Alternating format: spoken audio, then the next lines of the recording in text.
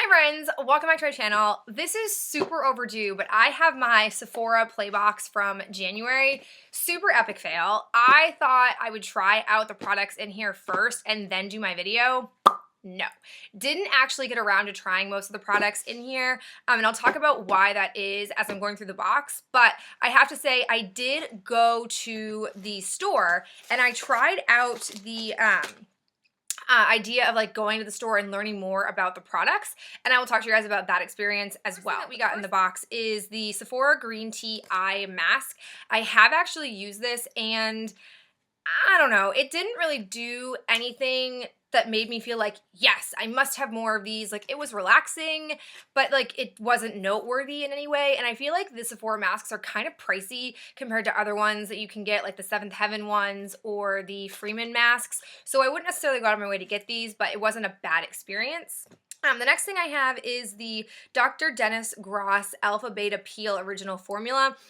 These are 3-step 1 treatments and 3-step 2 treatments. So they look like this, and I had no idea what these were for. So I went to the Sephora store and I asked. And first off, I learned some interesting things about the Sephora Play thing in general, and that is that the client, the employees know that the Sephora box exists, but they are not allowed to have access to it, which I think is really bizarre, because if they're encouraging people to go to Sephora and ask about the products, wouldn't it be good if people knew, like, they should know all their products anyways, I get that, but wouldn't it be good if they were like specialized, especially in those particular items that month, but they don't even know the contents, and they're also super jealous that they can't get the boxes because they've heard really great things about them, which I feel you on that. So fortunately I went in and the girls that I talked to actually love this product. Essentially what it's meant to do is it's meant to like remove your layer of skin without being too harsh.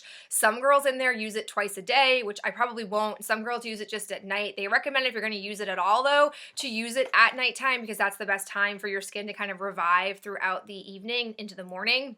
And they also said that you can use it in just like a couple of days, but the goal is to create like taking a layer of skin off and create a smoother finish. I haven't used this yet just because I've been doing my project skincare, and I was having a weird reaction to something in there and I wanted to figure out what that was, but now that that's kind of cleared itself up, I feel like I'm going to be able to use these and try these out. But it claims like firmer, smoother skin, smaller, tighter pores, a radiant, more even complexion. And again, a lot of the girls in there, I think like 3 of them that I talked to, actually owned this product, which I think was a really good sign because there's tons of stuff in Sephora. So to say that you own something and that you love it, I think says a lot about it. The next thing we got is a Toka Perfume. This is got notes of sangria, Mediterranean orange, Spanish rose, and leather. I am finding that I really like the Toka fragrances. This is no different. It really is a pleasant smell. They kind of remind me of like classic perfume scents.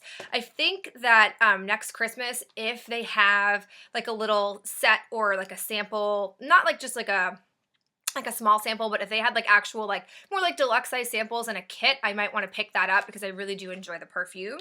The next thing I have that I'm super excited about is this Clinique Chubby Stick. It's a highlighter. Now, before we get all wild and crazy, it's a lot of packaging for a very small amount of product, but it is a beautiful highlight. It's just such like it doesn't look like a whole lot here on my hand, but you can see as it catches the light that it just creates this beautiful glow.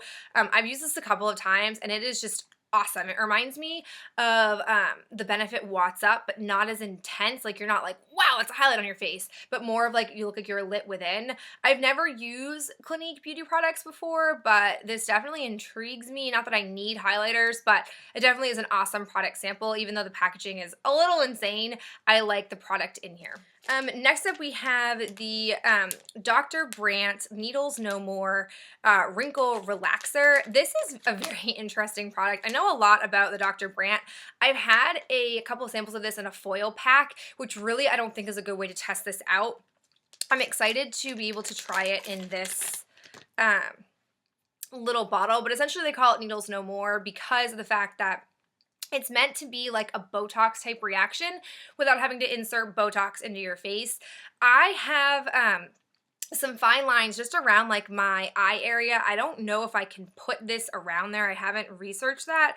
Oh, but it says that I could probably use around like crow's feet, which I don't necessarily think that I have that, but I'll definitely try this out and see. The only qualm I have with the Dr. Brandt products is that they are super expensive. Like, it's kind of insane how expensive they are, and I'm kind of stingy with stuff like that. Like, I'll make splurges on certain things, but I don't think wrinkle stuff is like where I want to spend my money. I prefer it on like moisturizers and that kind of stuff. The last thing that we have is the Living Proof Style Lab Prime Style Extender Spray.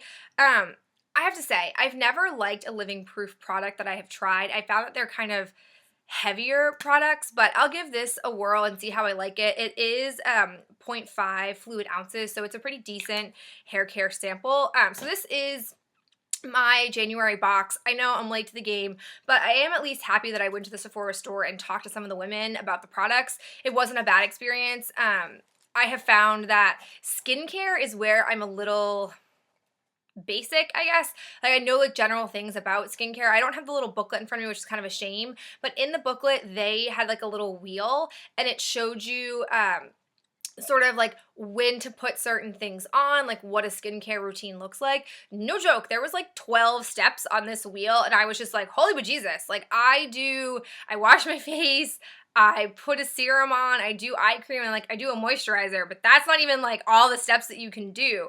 So it was really interesting to me. I like to learn more about skincare. I feel like though when it comes to skincare with me, I am very cynical in a way. Like, I'm like, that's really gimmicky. I don't think I can do all those things. But I'm finding that with these boxes where I'm getting more exposure to higher end skincare, I'm starting to sort of see why there are so many benefits to going in a more expensive route. I'm not at the place where I'm going to spend that kind of money yet, but I do appreciate learning about that stuff. So I like this box. I still like this service a lot.